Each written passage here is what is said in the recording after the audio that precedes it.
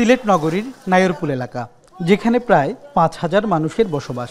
সূর্যের খরতাপ কিংবা শুষ্ক মৌসুমে বাসিন্দাদের মাঝে স্বস্তি থাকলেও অল্প বৃষ্টিতে সৃষ্টি হয় জলাবদ্ধতা। বদলে যায় পুরো এলাকার চিত্র। বিশেষ করে বর্ষায় দুর্ভোগ পৌঁছায় চরমে। একই চিত্র নগরীর অন্যান্য এলাকায়।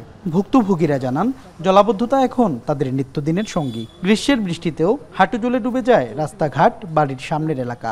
এজন্য অপরিকল্পিত বর্জ্য ব্যবস্থাপনা ও সময়মতো খাল ড্রেন পরিষ্কার না করাকে দুশ্চিন্তারা।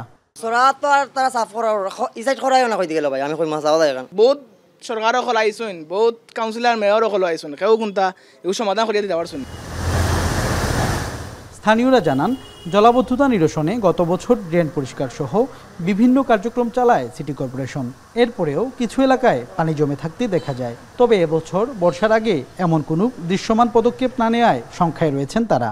সিলেট পুরোটাই মনে হচ্ছে যে আস্তে আস্তে পানির নিচে চলে যাচ্ছে, যে ধরনের অপরিকল্পিত নগরায়ন চলতেছে। সামান্য বৃষ্টি হলেই জলাবদ্ধতার কারণে আমাদের যানমালের ব্যাপক ক্ষয়ক্ষতি হয়। সিটি কর্পোরেশন দুদিন একটু মনোযোগ দিত, তাহলে এই রাস্তাঘাটে এরকম হতো না। বর্তমান সরকার এবং আগামীতে যে নির্বাচিত সরকার আসবে, তারা যাতে আমাদের সিলেটের এই জলাবদ্ধতার বিষয়টা সমাধান করেন।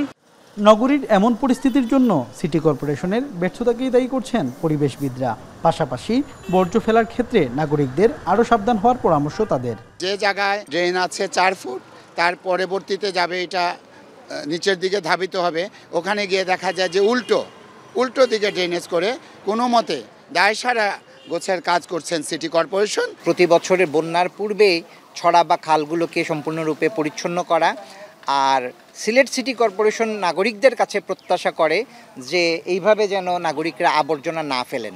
এদিকে খাল ও নালার বর্জ্য ব্যবস্থাপনার জন্য পর্যাপ্ত বরাদ্দ না থাকায় জলাবদ্ধতা নিরসনে নেওয়া প্রকল্পগুলো অনেকটাই স্থবির বলছে সিলেট সিটি কর্পোরেশন।